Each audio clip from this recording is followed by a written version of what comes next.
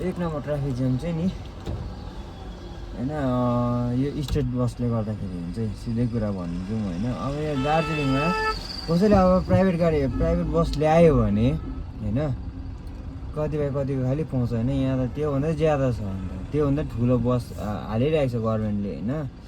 Maximum एउटा दुइटा भए त हुँदैन नि तपाईँको 30-32वटा बसै कुद्छ दार्जिलिङबाट स्टेट बस। अलिक त त्यसले गर्दाखेरि पनि ट्राफिक जाम भयो हो। यहाँ हेर्नु न ऊबाट स्टेट बस हाल्दैछ हो, त्यसले गर्दाखेरि पनि ट्राफिक जाम हुन्छ। अरे यो जाममा बाइचान्स छैन अब मेरो त्यो भन्नु चाहिँ होइन कारण चाहिँ किन भन्दाखेरि बाइचान्स अब बिमारी आउँछ अरे, बिमारी अब कहीँ टाढाबाट आउँछ अरे, गाउँ बस्तीबाट बिमारी आउँछ हो कि होइन। त्यो जाममा पऱ्यो भने त्यो बिमारी त साह्रो सिरियस कन्डिसन छ भने त बिजोग हुन्छ नि त होइन। त्यसको त जिम्मा कसले पनि उठाउँदैन हो कि होइन लु भन्नु यो कमेन्ट गरेर भनिदिनु ल। यति साह्रो जाम हुन्छ बिचरा। कोही अब स्टुडेन्टहरू हुन्छ स्कुल जाने टाइममा पनि अब यस्तो जाम लागेकै हुन्छ, स्टुडेन्टहरूलाई ढिलो हुन्छ। कोही गभर्मेन्ट जब गर्नु जान्छ उनीहरूलाई पनि ढिलो हुन्छ हो। कसैको फ्लाइट हुन्छ, कसैको ट्रेन हुन्छ, उनीहरूलाई पनि ढिलो हुन्छ। बुझ्दैन नि त क्या, अलिकति बुझ्दै त हुन्थ्यो नि हो, बुझिदिँदैनन्।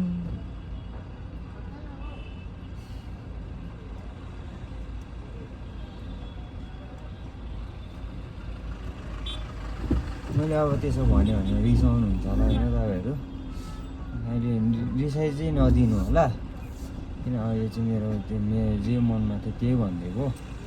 अन्त के कुरा याद आयो भन्दाखेरि अस्ति चाहिँ मैले एउटा टुरिस्ट लगेको थिएँ है।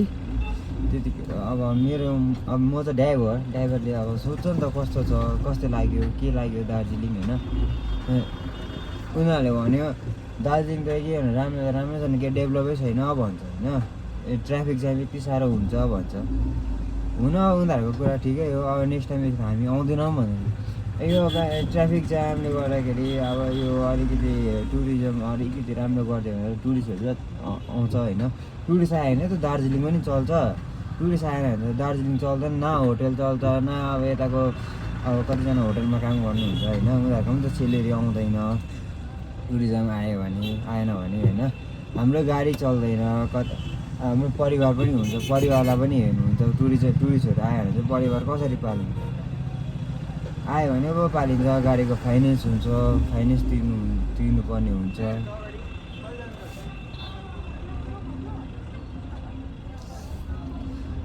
जति टुरिज्म राम्रो हुन्छ नि त्यति दार्जिलिङ राम्रो हुँदै जान्छ।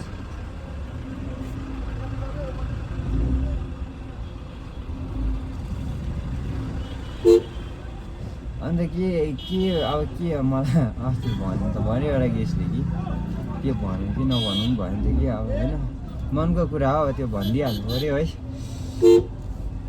दार्जिलिङ चाहिँ यति साह्रो मैला छ, बरु भन्दा चाहिँ दामी चाहिँ दार्जिलिङ छ र दामी दार्जिलिङ गान्तोक दामी छ।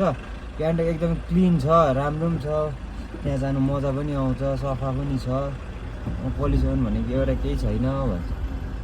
हुनु ठिकै हो, अब दार्जिलिङमा मैलाहरू ज्यादा भयो हो।